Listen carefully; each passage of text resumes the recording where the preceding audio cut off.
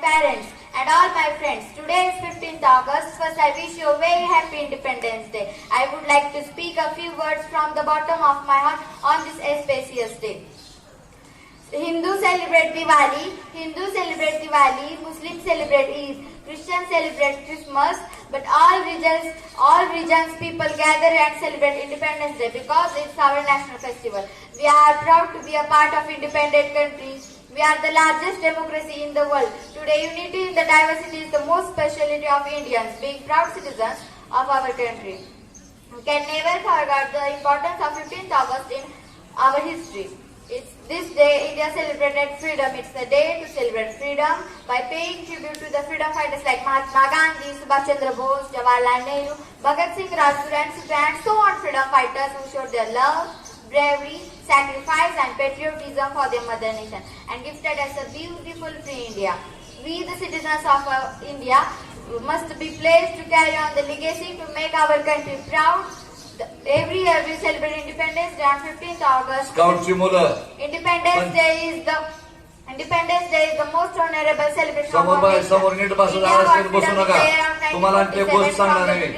Every Indian celebrate Independence Day as a respect for their mother nation, irrespective of caste, creed and religion.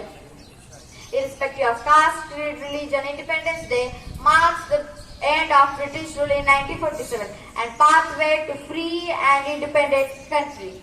I led to such other events which cannot be erased from history like Jallianwala Bagh. So many freedom fighters were the part of this struggle and so many struggles had been in the past of our India's history. In the Independence Day, the Indian Prime Minister at the New Delhi at Red Fort also hoisted our national flag. After that, salute is giving by 21 firing guns, a helicopter shower of tricolor flower of our flag.